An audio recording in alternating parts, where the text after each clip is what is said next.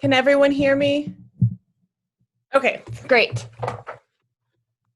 I'm going to wait a couple more minutes. I know that the Zoom link just went out. I am not 100% sure who is all joining from the different ESCs, so I'm going to wait a couple more minutes to give people an opportunity, and then we'll get started.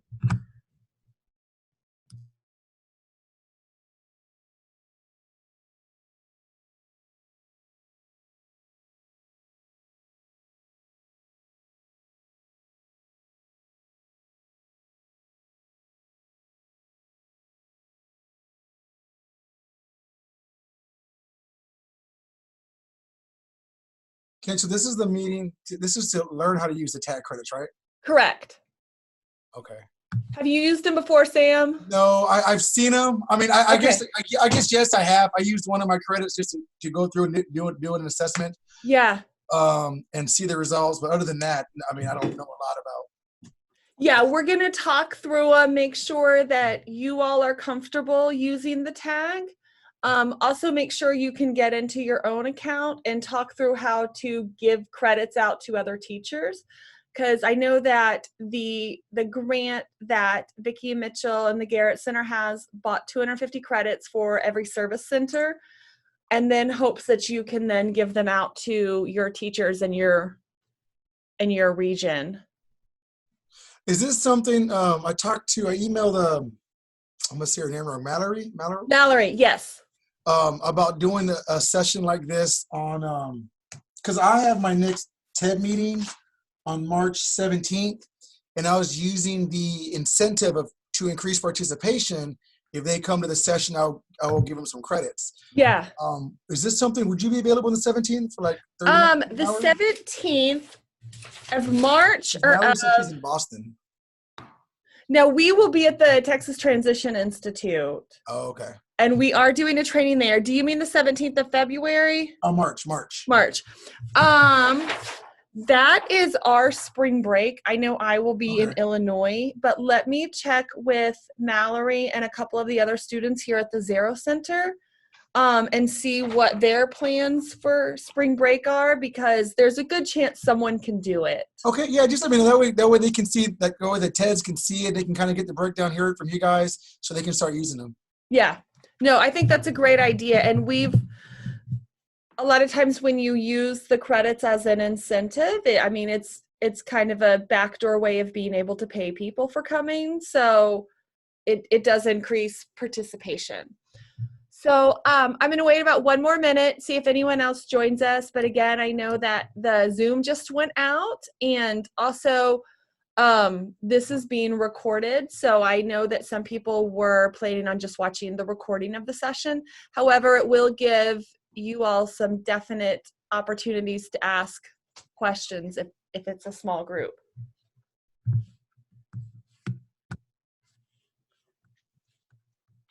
Kendra, thank you for doing this. Oh, we you really are appreciate more it. than welcome. And Sam, that was a good idea, having something. I just caught the tail end. It sounded like making it available to the TEDs, or having something for the TEDs. Yeah, I'm just using an incentive to increase TED participation in my meetings, because participation is low. But to try and get the TEDs to come in to offer some new assessment they can use that's free to them to try it out. And I like the TAGG. Like I said, I've gone through one. Yes. Just so they can really understand it from the Zaro Center of how to use it, how to implement it. and all the aspects of it, then I think if they like it, they can go in and purchase more, or at least have the 5 credits to use. And that can get you guys feedback also if they liked it or not. Yeah, that's a great idea. Okay. I'm going to go ahead and get started. Like I said, we are recording this session. So by all means, just know that it's being recorded, and then that recording will be available to all the 20 service centers and of course everyone at the Garrett Center to go back and reference and all of those kind of things. So just so I know everyone who's online, I know I've seen your faces and talked to you at other meetings. My name is Kendra Williams-Diem. I am the director of the Zero Center.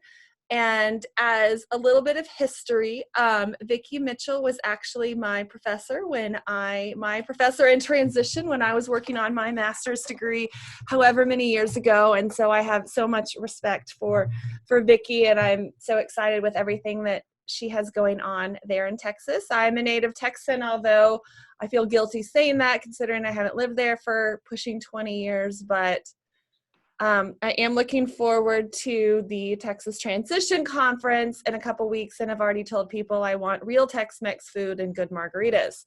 So, listen, I found the best stuff. The absolute best was in El Paso yesterday. Oh, I love El Paso.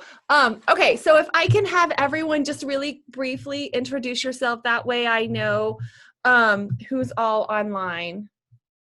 Okay, I'm Vicki Mitchell with the Garrett Center. Sam Gonzalez, transition consultant at Region 20. And I am Where's sorry. Region 20, Sam? San Antonio, Okay. where you get good margaritas. I am Noelia Perez. I'm from Region 1. I'm in the deep lower South Texas. Yeah. Edinburgh, Texas, close to McAllen area. And I'm the transition specialist also. Does Big Bend National Park fall into Region 1? No, ma'am. Okay. It's further east. Yes, that is correct. You're way at the tip. Okay, gotcha. Right. And who else is online? Desiree, yes, she's in a meeting, but she's online listening. Okay, sounds good. Oh, I see her chat now. Okay, great. So the main purpose of today is, as part of the contract that we have with the Garrett Center, 250 TAGG credits were purchased for every education service center. And so for all the transition specialists, you have 250 credits. Those were purchased through the grant there that the Garrett Center has. Please know that there is money attached to these credits. And so each credit does cost $3. And so that is one thing that we've kind of tried to use to encourage people that these are real dollars, real credits attached to the TAGG. As a general rule of thumb, we would love to be able to offer the TAGG for free. We think it is a great resource. We at the Zero Center, of course, love the TAGG. It was created off of an Institute for Educational Sciences grant in 2012, maybe it was 11. In 2011 or in 2012, we received that grant to develop the TAGG.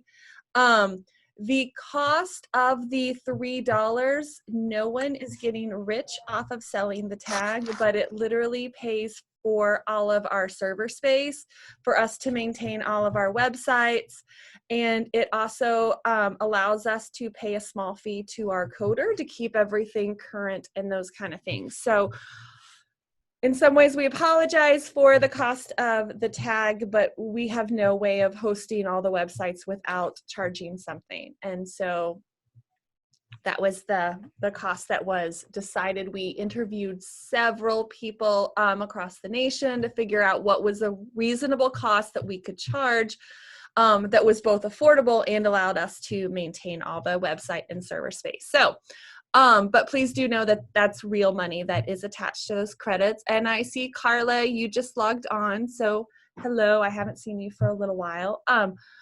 Hi there, and I do apologize for being late, everyone. Vicki, thank you so much for the reminder. I was on another teleconference call, so thank you. Absolutely, Carla.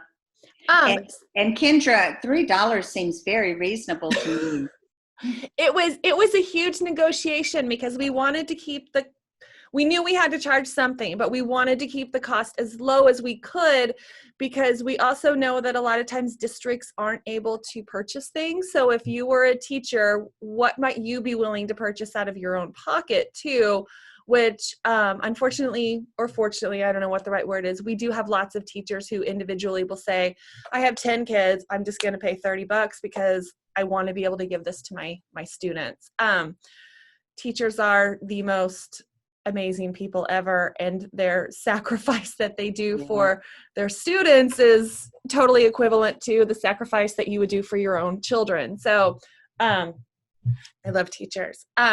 Okay, so what I'm going to do today is talk a little bit of the background for the TAGG, but the main purpose is to make sure that everyone on this call is able to work through the TAGG. So we're going to spend some time working through the demo account of the TAGG, and I want to make sure everyone is able to log into their own individual accounts, and you know how to then push credits out to the different teachers and individuals in your regions that you're working with.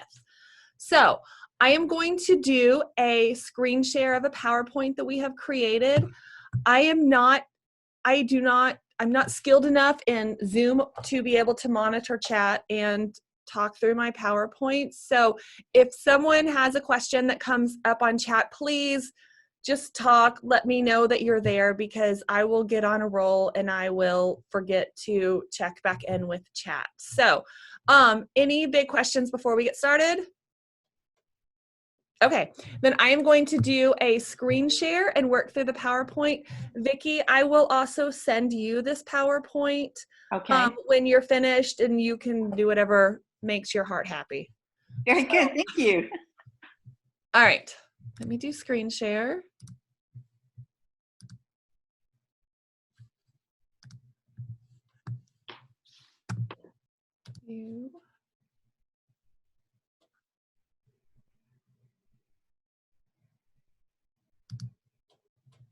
Okay, I'm going to skip through these first parts because you don't really need them. So, but it is available. Basically, it just tells you there's some QR codes that will get you to the Zero Center website and other things like that. There's an introduction slide for Mallory and I. Mallory apologizes. She is my partner in crime in all this. She is actually doing a training in Enid, Oklahoma today on the TAGG. So she's kind of doing the same thing, just in another part of the state. So, quick question. What are current recommendations for using transition assessments to create IEPs? Does anyone know? Y'all are all silent, so you're either afraid to unmute yourself or... Well, I was going to ask you to please repeat the question. I'm not sure if I understand what you're asking. No, great point, Carla. So there are recommendations for creating a transition assessment battery. And then that transition assessment battery is then used to create the transition portion of the IEP. So who knows what the best recommendation are? The best recommendations are to create that transition assessment battery. You mean like the actual assessment? Like what assessment? When you say battery, you mean like the actual transition process, like post-secondary goals and IEP goals and course of study and all that? Yeah, another great question. And so when we say transition assessment battery, we mean all the different pieces of information that teachers, transition specialists, everyone who's doing that transition planning are going to pull from in order to create the transition portion of the ARD. I mean, I think IDEA just says it has to come from a transition assessment, but it doesn't. And it says age-appropriate transition assessment. I think what we run into, though, is assessment has 1,000,000 hits on Google if you look it up. So, I mean, I think, you know, like a question I always get asked is, well, what assessment is best? Which one should I use? Yeah, I think I was going to say, my understanding with IDEA is that it is an ongoing process, and there's a variety of assessments that we should be using, or that educators should be using for the students.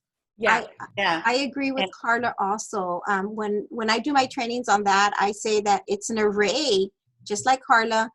We can focus for sure, you know, the skills that the transition skills, as in their employability, their their the self-determination, for sure. That's a new one that, you know, we're constantly hitting here. Their work environment, home environment, it's the whole thing. And I tell them, just like Carla, it's ongoing. We don't stop with just that one, just because they gave it to them in 7th or 8th grade. You constantly are revising them, tell them at least every other year, because the students' minds are constantly changing, constantly changing, and they're maturing. And because they're maturing, there's different areas that they've already mastered. Yeah, and I always think of Pat Sitlington's, you know, description, where she said it's a collection of information over a period of time from a variety of sources with which to answer questions related to employment, post-secondary education, training, and independent living. Yeah. So I love all of the different answers, and you're all really, you're hitting the nail right on the head. And so IDEA doesn't necessarily give a whole lot of guidance. It just kind of says use appropriate transition to complete this portion of the IEP. There have been some recommendations that have come out since then that really talk about what is best practice when we're looking at transition assessments. And the first thing I want to emphasize is it actually says transition assessments, plural. And so whenever you see an IEP or an ART or anything like that, that just references one assessment or one piece of information, that's really not compliant with what recommendations have been given, because it says transition assessments, plural. And we know in the 3 areas of education, employment, and independent living, these are 3 different domains, and most of the time one assessment is not going to cover all of that gamut of domains. So Prince, Plotner, and Yell in 2004 gave us some very specific recommendations, and this is what is best practice. It does go above what the legal requirement is per se, but this is what is best practice when it comes to doing transition assessment. And then of course that transition assessment goes into creating that portion of the IEP. So the first thing is we should administer transition assessments, plural, every year. And exactly as Noyoli was saying, things change. And so if we give someone an assessment in 9th grade, that information is going to be different by the time they're in 11th grade, 12th grade, or whatnot. Interests change, job interests change, what you want to do changes. And so you have to be able to give assessments annually to know where that student is right then. The second recommendation from Prince, Plotner, and Yell was you have to use a variety of assessments, which just means at least 2. The best transition plans that I've seen that have been written usually use more like 3 or 4, because each piece is getting at something different. But the recommendation is to use a variety, and it has to be more than 1. The final recommendation is that at least one of the assessments should be formal. So formal has gone on to say that it is an assessment that enough research has been done on to show that that assessment is both valid and reliable. So it's actually assessing what it says it's going to do, and it's going to assess everyone, you know, across similar standards. So based on these recommendations, again, you're looking at transition assessment annually, you're using more than one assessment, and at least one of those should be formal. The most common formal assessments, the TAGG is a formal assessment. The SDISR, the Self-Determination Inventory Student Report, is a formal assessment. Basically, it just means that enough research has been done on it. I've also seen a lot of teachers be able to use IQ testing and other testing like that to pull into the transition plan. But again, the recommendation is at least one of those assessments has that research backing behind it. Yeah, go with your question. Kendra, how about the TPI? Is that one considered a formal? Yes. It yes, is? The TPI too? The TPI is considered a formal assessment. Do you have districts that use the TPI? Yes, I have them sign up for it. It's the TPI too. Yeah, Yeah, But I didn't know if that was formal or not. That's why. No, the TPI is definitely formal. I don't run across a whole lot of people who use the TPI because it's one of the more expensive assessments. However, I am a huge fan of the TPI. I think it asks great questions and it is considered formal. So, of course, we're going to spend the majority of the next, 30, 45 minutes talking about the TAGG and making sure that you are all familiar with the TAGG and can go through it. Really quickly, Kendra, I'm sorry. Yeah, go. I couldn't get myself unmuted quickly enough before you move forward, but referencing the formal assessment piece with the, what about the ESTR rating scales? Yes, absolutely. The ESTR rating scales are considered formal. So there's enough research backing for them. We are actually going to do a session at the Texas Transition Conference, and we kind of go through a lot of these are formal and these are informal. But we can definitely, we have that presentation all made up. So Vicki, that's another thing that we're happy to send you if you want to host then on the website or whatever TEA needs to make things. Yes, we would love to. Thank you. Okay. Yeah, we can easily do that. So these are just really common assessments that people give. So we have interest inventories. What are you interested in? What are you not interested in? Career clusters. Career cluster interest inventories are really common. They're not formal, but they're really common and they're really informative. So they tell us a lot of information about what our students like, what career choices they want. Exploration tools, skills assessments. These are really common things that we see within a transition planning portion of the IEP. And of course, we have formal and informal assessment. I do want to put a plug in, especially for students who have more moderate to severe disabilities. Please don't underrate informal. Formal versus informal does not mean better or worse. I think a lot of people hear the word formal and they automatically assume that it's better. That's not true. It just means that enough research has done to show that it's consistent, it's reliable, it's measuring what it says it's going to measure. Individual questionnaires are some of the best sources of information that we can get, especially from students with more significant disabilities. So finding out that, okay, you really want to work with animals. What is it about animals? And so I'm thinking back when I was teaching, I had a student who, and I taught students with moderate to severe disabilities, and I had a student who wanted to go to med school. So we all know that going to med school with a student with an intellectual disability is really not a realistic expectation, but it's keep digging until you figure out what exactly it is about being a doctor that was interesting for this student. And so it was through those informal questionnaires that you could really get out, I want to be a doctor because doctors help people, and I want to help people. I want to be a doctor because doctors are respected and I want people to respect me. And it's through a lot of those questionnaires that we can get that extra information. So please do not ever think that formal is better, informal is bad. It's about gathering as much information as we can, then triangulating all that information to write really good transition plans. And then of course, using those transition plans to get students where they want to go. So that brings us to TAGG. TAGG stands for the Transition Assessment and Goal Generator.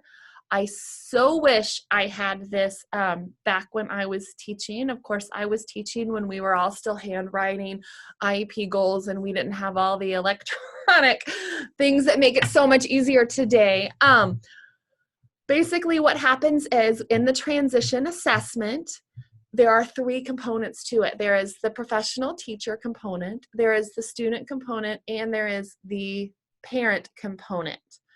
All three of these results are triangulated behind the scenes, so you as the educator or the professional don't have to worry about scoring anything. The website does it.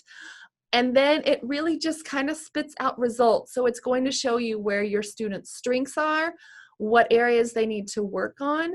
And then my favorite part is it gives sample goals to include in the IEP goals that are measurable, goals that are well written, goals that teachers can actually collect data on. I always have the caveat that these are sample goals. It is up to you as the teacher to make sure these goals are really appropriate. We do not want the TAGG to be the next level of mass copying IEPs when every student has the exact same transition goal. That's not appropriate. Students are working on different things, but these are sample goals that teachers can then take and amend and work with. So, again, as I mentioned earlier, it is $3 per set. That set is kind of for each student. So every student will need their own credit, their own set. It includes the teacher version, the professional version, and the student version. So the best thing we can do is really just get into TAGG. I'm going to go through a little bit of the background information. There's a few slides on this, but then what I really just want you all to do is we're going to log into the demo account, and then I want to make sure everyone is able to access their own TAGG account. About half of the ESC specialists for transition already had TAGG accounts, so then we added 252 credits to those accounts, but about half of you were new to TAGG, and so definitely want to make sure you're able to access that. We have really tried to create the TAGG to be as easy as we can. With that, it's still an assessment. It still takes some time to give it. There's 30 to 33 questions on the different versions, depending on if it's the student version, the professional, or the parent version. It's going to triangulate all of those results and then again give you sample language that you can put right there into the IEP. It's going to give you sample language for the assessment used. It's going to give you sample language for the present level of performance for transition. And it's going to give you sample transition goals based on that student's individual scores that came out. These are the 8 constructs that TAGG has been validated against. So strengths and limitation, disability awareness, student involvement in the IEP, persistence, goal setting, interacting with others, employment, and community support. So one question we get a lot is, why is self-determination not a construct? And it's because self-determination, you will see strands of it through so many of these different constructs. Another question that we get a lot is, can the TAGG be used for a self-determination assessment? And the truth is, we don't like to answer that question. The TAGG was designed to be much broader than self-determination. However, as you can see, so many of these items are highly, highly, highly, highly correlated, overlap with self-determination. We have a study that we're getting ready to publish that compares student TAGG scores and student AIR scores. The AIR is a popular self-determination instrument, and those are very correlated. So as you would expect, high TAGG scores result with high AIR self-determination scores. Low TAGG scores results with low self-determination scores, just because the constructs are so overlapped within self-determination. All right, so this is a screenshot of exactly what the TAGG looks like.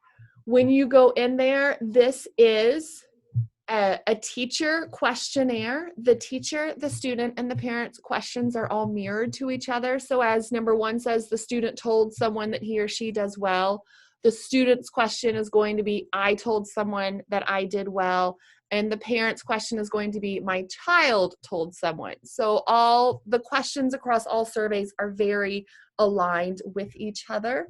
As you can see at the top, there is Play Audio, which provides a built-in screen reader, and there is also Play ASL videos. And so for students whose primary language is ASL, they have this available to them. For parent versions, we have the parent version translated into Spanish and Chinese. We are currently working on getting the parent version translated into Arabic. That we have had a huge request for Arabic. We are always happy to translate into languages depending on making sure that we have a good translator. It takes, for those of you who are bilingual, of course, it takes translating it into the second language, translating it back into English, making sure the content has stayed the same. So it's a longer process to translate than some people realize, and we want to make sure they're translated well. The teacher version is always in English, and the student version is always in English. We have been working on translating the student version into Spanish. The original idea kind of behind it was, as students are in primarily English-speaking high schools, it makes the most, they're usually proficient enough in English to take the English version. However, you are in Texas, and although students may be proficient enough in English, it's always better to give someone an assessment in their native language and in the language that they're most familiar with. So translating the student version is something that we are working on. The parent version is already in Spanish and Chinese. So again, this is what it looks like. It's a real easy check, the 1 through 5 Likert scale questions. Then when you get results, you have the student, the parent, and the teacher version that then get compiled together. So this is just a snapshot of what the results look like. It's really easy to print this out, take it to the ARD meeting. You can show, it's very visual, and saying, here's where student is performing and related to strengths and limitation. Here's where student is performing in terms of disability awareness. The one thing I really like about this snapshot is it very visually shows you if the student, the parent, and the teacher are in agreement with where the student's true ability lies. And some questions are definitely more appropriate to the student.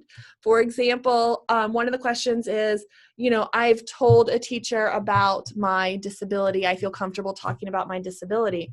Well, the student's the best person to answer that question. So if the student says, yeah, I do that really well, that could be more meaningful than the parent saying, well, I think they do it well.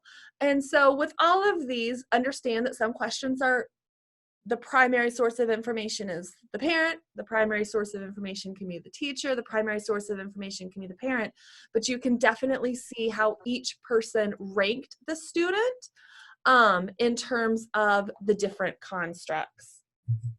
So once these things are put together, this is the report that kind of spits out with sample IEP, sample ARD goals for the transition portion. So based on the family responses, the sample goal is the student will identify in a mock interview 3 tasks he or she has trouble doing and what would help them complete the tasks with 100% accuracy. So again, sample transition goals are going to result from the assessment. They're individualized in the sense that they are based on what the strengths and weaknesses of that particular student were. However, again, I always encourage teachers to make sure you are reading these and tweaking them, changing them, making them appropriate for that student. So 100% accuracy may or may not be appropriate. 3 tasks may or may not be appropriate, but definitely use these as a starting place and then edit them to make them appropriate for that student's transition plan. So the study results come in the charts comparison that we looked at with the parent, the student, and the teacher. It looks at the greatest relative strengths. It looks at the greatest and relative needs. It's going to provide a summary of the student's results on the tag, which then can be copied and pasted into the ARD. And it's going to suggest annual transition goals based on the students. So we're now going to kind of get into the tag format so that all of you can walk through it. The first thing I'm going to do is have you log into the demo account. So if you have a QR reader like your phone and you want to do it from there, this is a QR code which will take you to this page. Otherwise, you're all just sitting at your laptops, so it's probably just easier to go to the tag page. please feel free to use this ZC Tag Demo A. Oh, sorry, I didn't mean to change it on you. At gmail.com. This is just our demo account that allows people to go in there and check out the tag. So I am also going to pull this up on my screen and change my screen share so you can all. So if we're logged in with our account, they just log out and use this one. Log out, use the demo one right now. That way you're not wasting any of your personal accounts as we kind of walk through and make sure that everyone's familiar with it.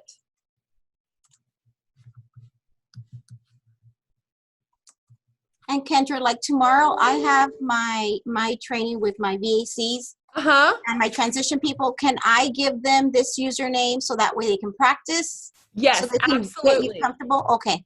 Totally right. Give them this username. We, from time to time, we clear it out. And so I know Mallory is doing a training too. So I'm not totally sure how cleared out it's going to be once I log in for today. Okay.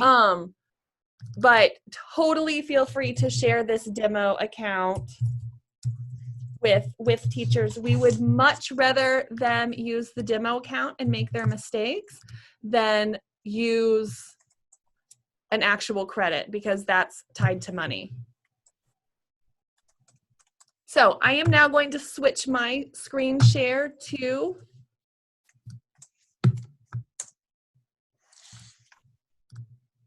Can you go back real quick? Because I can't get absolutely. I can't get the login to work. I might be typing. I know I'm typing it in wrong. I'm just trying to, let me write it down real quick so you can move the screen over. Okay. Has everyone? Username, Z tag. Is that case sensitive? I believe it is case sensitive.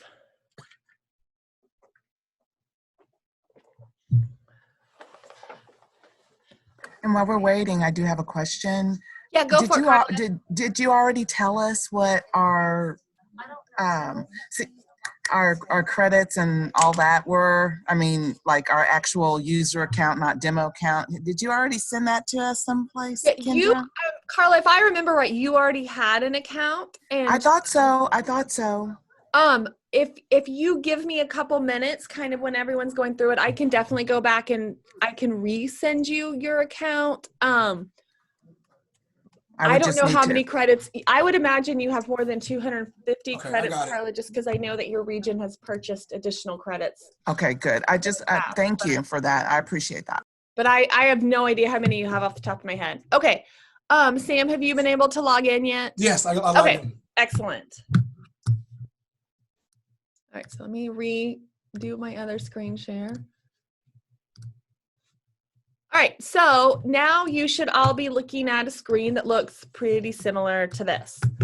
Clearly we haven't cleaned this out for a while, or Mallory's doing all this right now.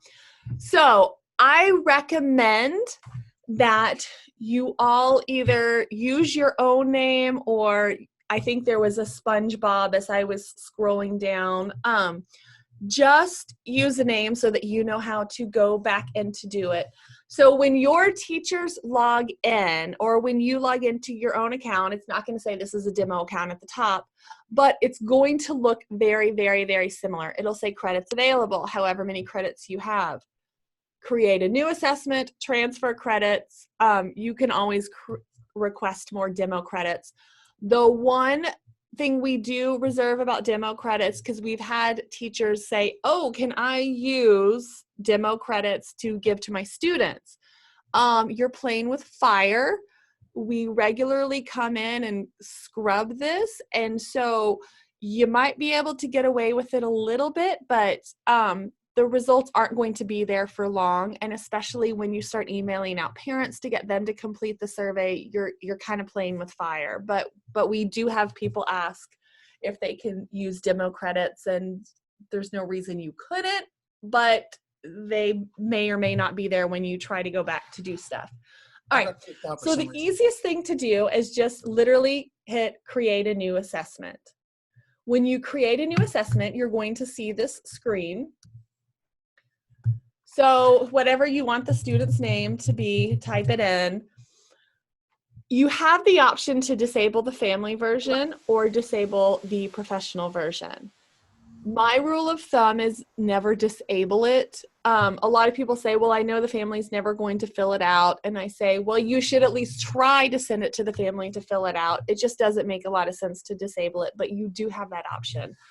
Right here is where it's going to ask you different languages. So if you know that the parents need access to a different language, please check it right here. Oh, good news. We have the student versions updated. That's new. They used to not be there. So it looks like the student versions should be completely translated now. So we can check on those. I am going to leave this on English, although I can get by in Spanish. It is not my native language, and English is definitely my comfortable language. But you definitely, again, get in here, play with it, especially those of you who, well, you're in Texas, so all of your districts are going to have a lot of Spanish speakers. So anyway, once you do that, save it. It will take you back to this account. The tag you just created is going to be at the very bottom. So you can see I just created one for Kendra WD, and it's going to be at the very bottom. So when you create yours, just know that you're going to have to scroll to the bottom. All right, so it clearly says that it is not complete. When I check on this down arrow, it's going to bring me the professional version, the student version, and the family version. So here's what I can do right now. I can print, so I can open it. The easiest thing to do is just open it. Right here, I have gone into the version, go through. It asks me some demographic questions. I'm going to save it without actually marking any. Oh, some of them make you mark stuff. Some of them don't. So just pick. I'm doing this just so I can kind of get through to show you the next questions. Kendra,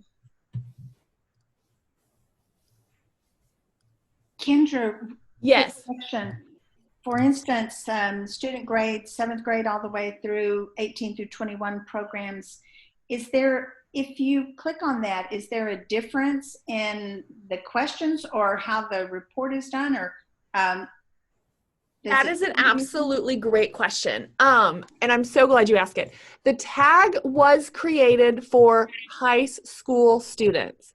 It was normed and validated on high school students. So we're looking at 9th through 12th grade. With that, we learned very quickly that occasionally, although not often, we would definitely have 13-year-olds who may start high school early. And we definitely know that we have 18 plus students who stay in high school after they are age 18. When you report the student's grade, it is going to compare the results to students in that grade. So one of the most common questions we get is, can I give this to middle school students? And the answer is yes. You're going to get good information from that assessment, but at the same time, please remember that is not normed and validated against middle school students. So it may say that your students are not doing well on a task because it's comparing them to a high school group, when in reality, your student is where they should be when they're in 7th grade. You can still see areas that they need to work on, but you've always got to kind of interpret those assessments a little bit different because it wasn't designed for middle school. The other question we get is, what about for students with more significant disabilities? So the original tag was created for students who are looking at competitive employment and competitive high school for when they graduate. It is normed and validated against students who have more mild disabilities. The questions are more appropriate to students with mild disabilities. Can you use it for students with significant disabilities? Yes, but again, the results may show that the student needs to work on an area that may or may not be appropriate for that student. The good news is we are currently working on Tag A, which is Tag Alternate, which is specifically designed for students with more significant disabilities. We are currently in our 2nd field test and estimate that assessment to be ready in about a year. If you and your districts would like to participate in the TAGG field test, please contact me. We can talk later. So those are great questions, Vicki. So I'm going to go back to the TAGG. So once you kind of get through the demographic information, you can see pretty quick, play audio. For each statement, think about the student's behaviors over the last year. So, and I can hear y'all pressing play too. And so definitely each question is read to the student. When you get down to the questions, it'll just say, number 1, the student stole someone. Go ahead and click on the ASL videos too. So the bone somehow causing the nerve to. One thing that we are currently working on, and this is one reason we love feedback from those of you in the field, is our ASL videos are not closed captioned. And so that's something that we're currently working on, is to get our ASL videos closed captioned as well, because that is true accessibility and all of those kind of things. So we're continuing to work on that. But again, you can go through this assessment and literally just click. I'm literally clicking 3s all the way through because it's easy for me. You can see how they divide into the different domains, the different constructs.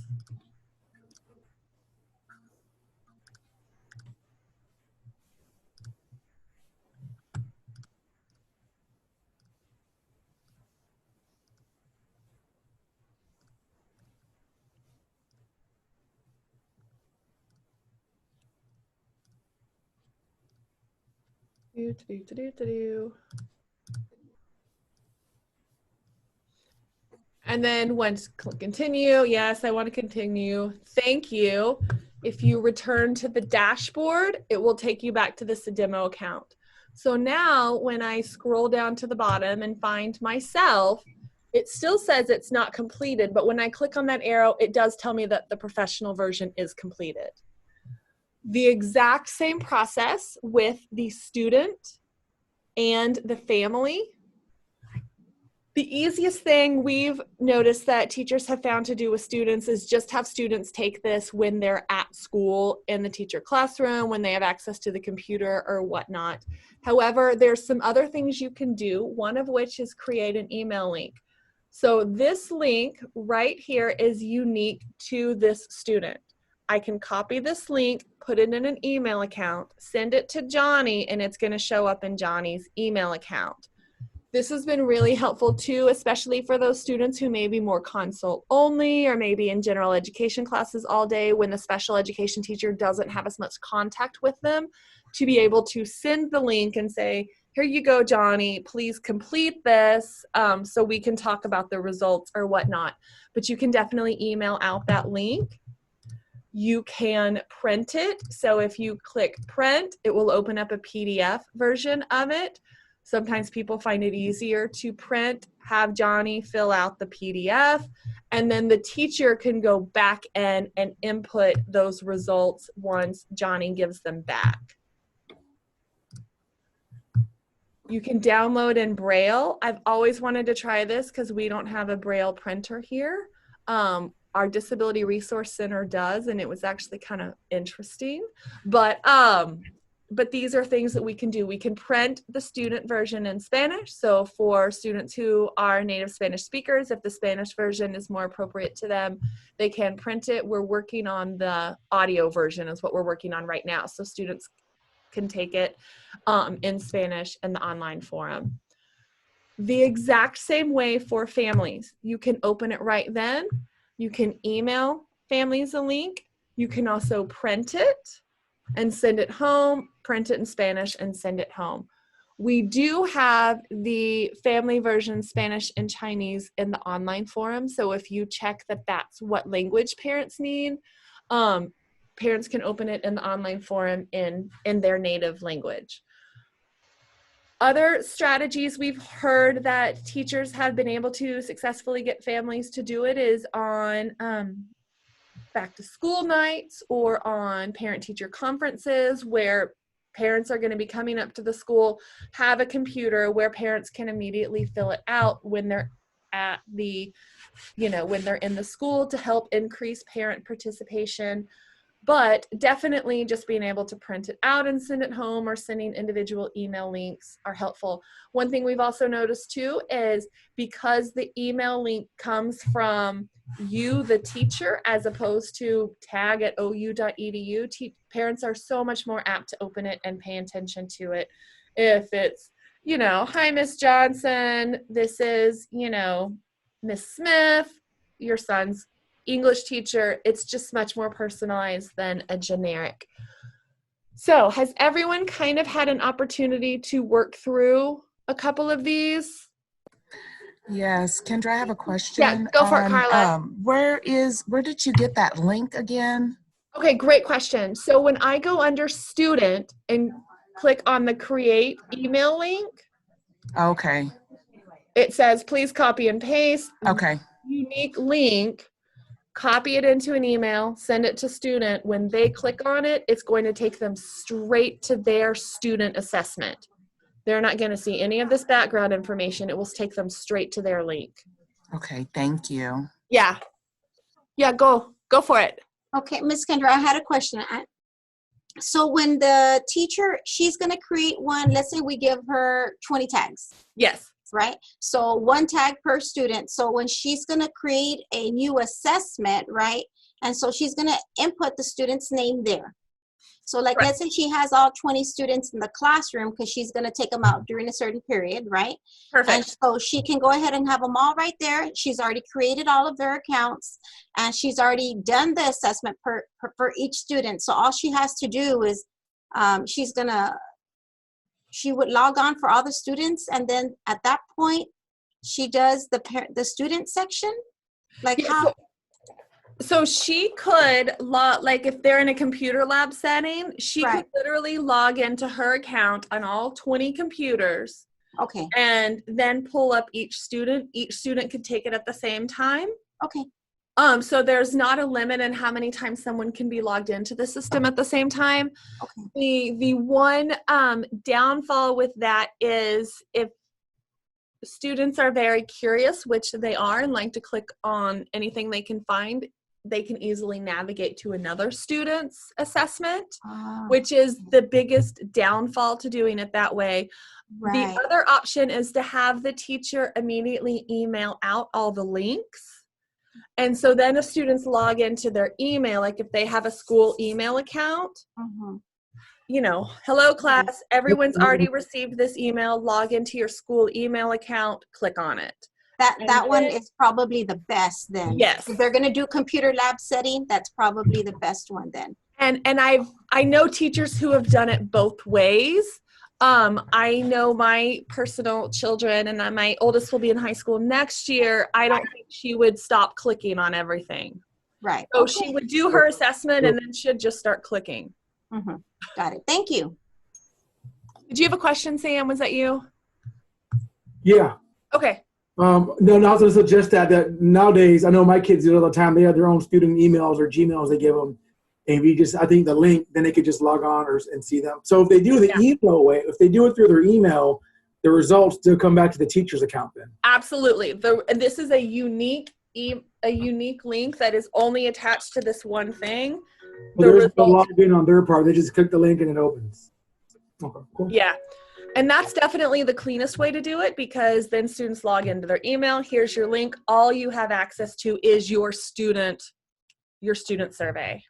The same thing with parents. If you go into parents to create link, this is going to be a unique link for just this parent, which is all going to get tied together.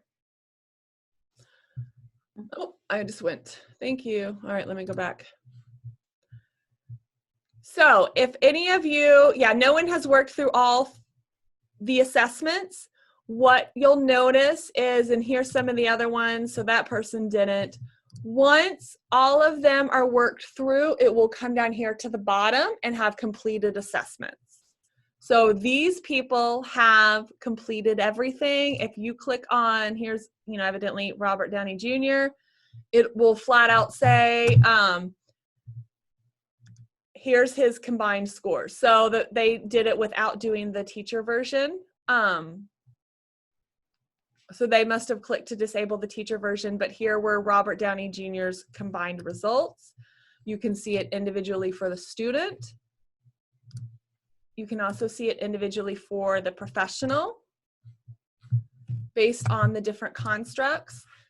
It's going to tell you right here, the areas of greatest strengths are this. The areas of relative strengths are this. So greatest is going to be your top strengths. Relatives are going to be those next ones up.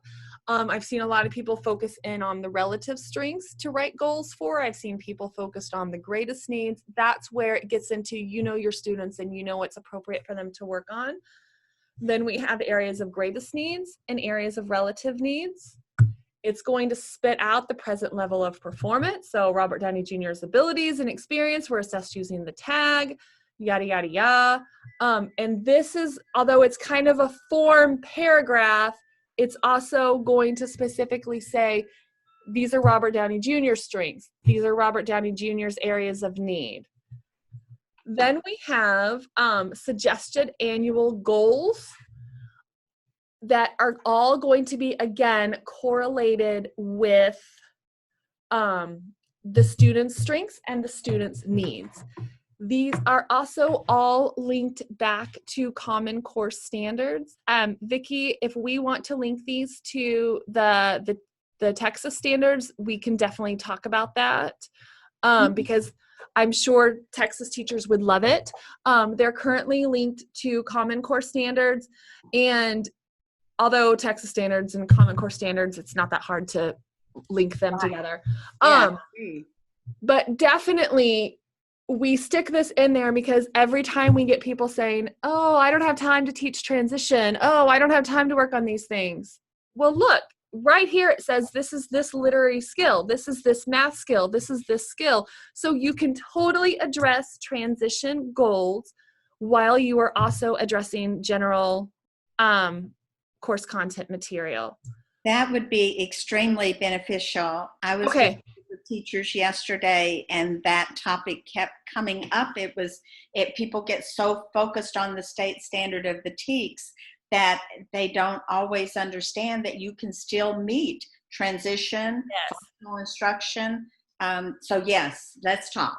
Okay. So this is the report that you get out of it. Print this out, bring it to the IEP meeting, do all of those things that you need to do. Otherwise, this is what the TAGG is designed to do. You can easily save it as a PDF, save it to your computer so you won't lose it and all of those kind of things. So the other thing that I want to make sure you're all familiar with, and I know I'm only supposed to go for an hour and I'm still just rambling on here. When you go to the dashboard, there is something called transfer credits. This is going to be really important to you at the service centers because you have a lot of credits. This is how you're going to take your credits and give them to your teachers and your region. It's really easy. So my account that I'm in has 59 credits. I'm going to give 5 credits to, and when you type in the email address, it has to be someone who already has a TAGG account. That's the biggest catch. And so when you're doing these trainings over the next couple of weeks and you want to pass these credits out, you might want to spend like 5 minutes to make sure all the teachers have set up their TAGG accounts. It's super easy. You just go to the main page, tagg.ou.edu, and it'll flat out say, set up an account, click here. It will take them 2 minutes, but you have to have a valid email address in order to push those credits out. Hey, Kendra, and it is going to probably be recommended that we encourage them to use their real names in this situation. Yeah, once they create their TAGG account, that's real students. Okay, so right here, when you're transferring the credits, you're transferring them to the educator, correct? To the educator. I'm in the demo account right now. Let me log into my actual account. I don't know if I remember my password. Okay, so this is my actual, and I have an administrator account, so I can see everyone's account. But if I go into, where do I want to go? Dashboard. I want to locked accounts. This is what I get for. Okay, so here I am. Oh no, didn't want to do that. Okay, I'm in my admin account. Let me log into, okay, I know Chad, he's our webmaster. So if I wanted to transfer credits here, I would say I'm gonna transfer 5 credits and I can transfer them to me. So now it says 5 credits have been added to this account. His number of credits went down. The only catch is students then, or not students, teachers have to have their account activated before. In the remaining time, I want to make sure all of you are able to access your accounts and log into your accounts. So I will definitely, the kind of training portion, I'm done. I just want to make sure all of you here are good to go with logging into your individual accounts. I have a question. I'm good. I actually have another meeting coming up, but I appreciate this demo. My question is, though, for technical support and questions, can we send them your way, or do you want to try and handle those? No, please send them our way. Cool. It helps us know where people are getting stuck and how we can better help teachers and educators out there. The best email is TAGG, just TAGG at ou.edu. That's our TAGG email. And so when it goes to that account, we know everything's TAGG oriented. Someone checks it every single day that we're here. If OU's not open, no one's going to check it, but someone checks it every day. Or feel free to call us in the office. The number is 405-325-8951. But we are definitely here for TAGG support. So awesome. Thank you very much. I do have another thing to get to. No, I totally understand. Yeah, go for it, Noelia. Just wanted to make sure it's tag at ou.edu, right? Correct. Yes. Okay. Thank you. And y'all, one of the things that we are going to request, and this will be on the video for the other ESCs and then the TEDs, if any of the TEDs see the video, is that once the TAGG credits are transferred to school districts, we have had experiences in the past where teachers did not use them. Yes. So we are highly encouraging you to give a certain amount of time to give the credits, and if they are not used, to find teachers that will use them. We do not want the credits to go unused and just live stored somewhere on a ESC or district website. Yeah, we've had extreme difficulty with that in other states. For example, in Oklahoma, our state department bought several thousand credits. We gave them out to teachers. We would find out a year later the teachers still had 50 credits sitting in their account unused. That is what we don't want happening. One way that we've kind of worked around that is to only pass out like 5 or 10 credits at a time. That way teachers have to show that they've used that small number of credits before they get more. But again, use your best judgment, because teachers come in and they're like, I have 20 students on my caseload. I want 20 credits. Mm-hmm. And I mean, there's no right or wrong, but as Vicki said, we just don't want real money sitting out there unused. Yes. That doesn't do the teacher any good. It doesn't do the students any good. And that's not what it was designed for. Thank you, Kendra. No, you're welcome. Are there any other questions? Carla, do you want me to check on your account while you're here? You can probably just email that to me, Kendra. Okay, I appreciate it. This has been really good information, and we'll start. I have a group of teachers who've already been asking about these credits, and so we'll make sure that they get them in small increments and give them a timeline for using them and see what happens.